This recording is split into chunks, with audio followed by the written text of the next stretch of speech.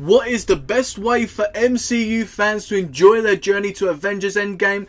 That is right here, Journey to Avengers Endgame, the YouTube series where we're going to review all the movies from Iron Man 1 up until Avengers Endgame. Then we're going to rank them all from the worst to the best on this YouTube channel, talking with Jay Springett. So subscribe, hit that bell, you don't want to miss a thing. Let's get straight into it.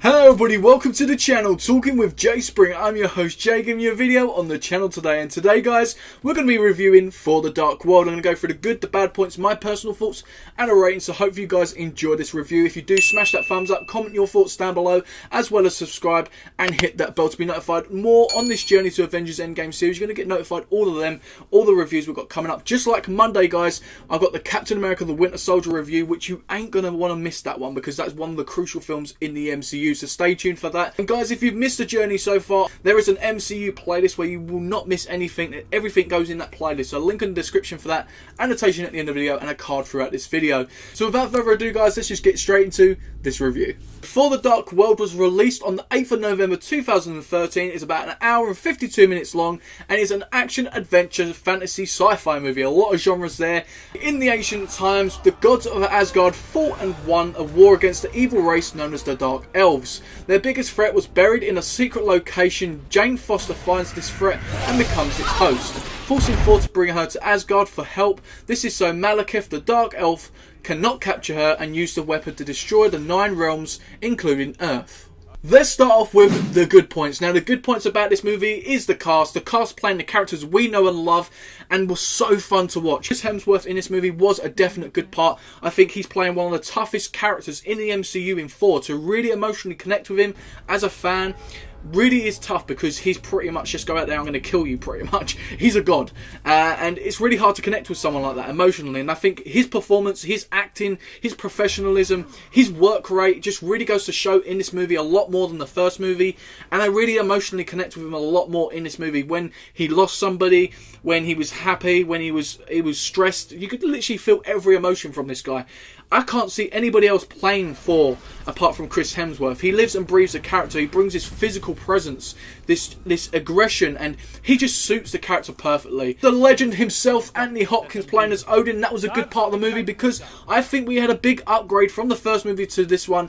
Odin had a really special part to play in this. We also felt his emotional side through this movie, but you really got a lot of aggression and a lot of darker side of him in this movie, especially when Thor really disagreed with him and decided to go on his own path and disobey his father's orders as king. I really did feel that, and you really got to feel his hatred towards Loki as well. Tom Hiddleston playing as Loki, definite one of the best things about the movie. Loki is one of the best characters in the MCU by far. We love this guy so much. He's just so enjoyable on the screen, whether he's funny, whether he's evil, whether he's good. We just know and we just love this guy, and we just need him back in Endgame. Natalie Portman was so good in this movie as well. She was literally had so much more to do when it comes to storyline. She even got involved in the end in a little bit of action. She was sort of like the victim in this. She was obviously the host of this thing called the Aether, the Aether or something. Obviously it was inside of her, and basically Malekith, the bad guy, pretty much was after it, and she was the one that was being chased throughout the movie. She was a big purpose of this movie, and I felt that. The directing and the cinematography was definitely upgraded in this movie. It just looked better, so better. It was like the visuals just literally just took a double or triple step upwards. The backgrounds and the scenery, what I mean by that is like literally the world's pretty much all the different realms. It was just so fun to be a part of it and see, where it weren't just Earth, it was all different worlds. It was like watching a Lord of the Rings or a Harry Potter wizarding world. It was literally just so mesmerising to watch. Thor and Loki was a definite upside to this. Their chemistry on set literally just blows me away. In this movie you really get to feel it, and that was because of Thor and Loki's relationship. You got their ups and downs together, obviously as brothers, and you really felt that, and their connection, just whether they're funny, whether they're angry with each other, whether they're emotionally connecting, you feel every emotion. Guys, you have gods facing evil elves. What else do you want more? That is completely badass. In this movie, I wanted Thor to use his badass powers even more compared to the first one, because the first one seemed sort of strict back. He was trying to learn stuff. In this movie, we got that. He pretty much completely wiped out pretty much everybody. The action sequences in this movie stepped it up to a whole new level. I was more involved, more intrigued to see what was going to happen. It seemed like it was more well planned and organised from the backstage, the back scene. The team there seemed to have planned it, and it just seemed a whole lot better. The one comedy moment which was really funny in this movie, I had to point out, was Stellan Skarsgård. His performance in this, he was a complete comedy act. Whenever he was on screen, he was completely funny. I really did enjoy his performance. Part I'm on about is him completely running around naked. He was acting like a lunatic. Another good thing about this is they actually had a death where no one actually came back. Thor's mother actually died and doesn't come back. I really enjoy that, because a lot of the deaths they seem to have in the Marvel Universe, they seem to be quite repetitive. Someone comes back, whether it's a film after or a couple films later.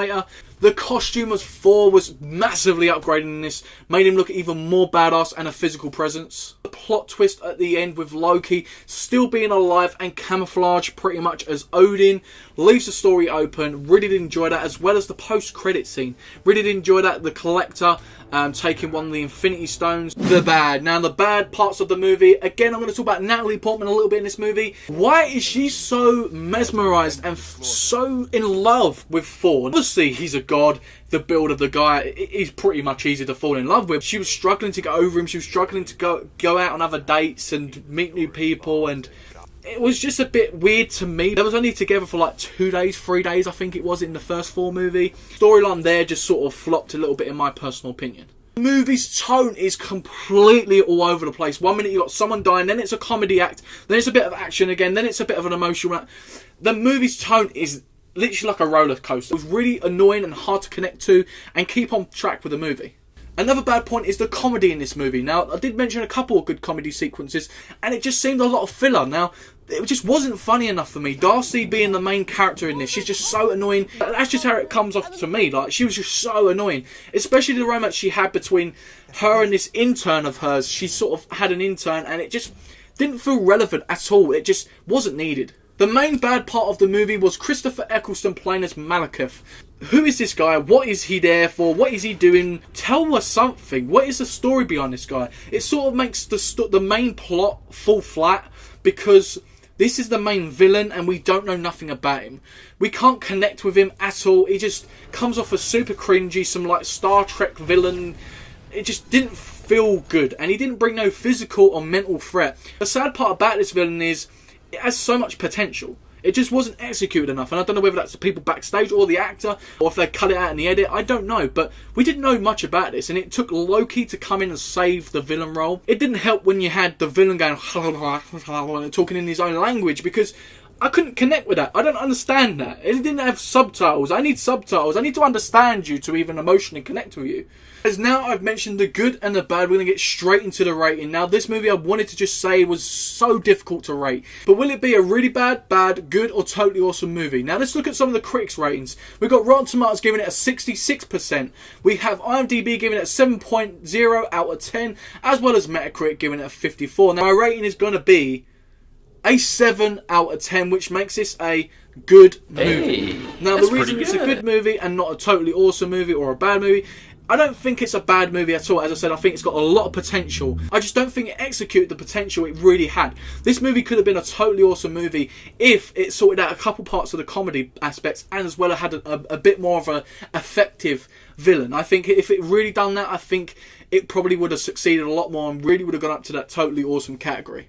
So guys, that is my rating, 7.0 out of 10. Hopefully you guys enjoyed this video. Let me know your rating, your thoughts in the comment section down below. Smash that thumbs up and don't forget to subscribe and hit that bell to join me on the journey to Avengers Endgame. And we've just got so much more coming up, guys. Monday, Captain America the Winter Soldier review. You ain't going to want to miss that, so stay tuned for that. I've been me, you've been you, and I'll see you next time, guys, on Talking with Jay Springett.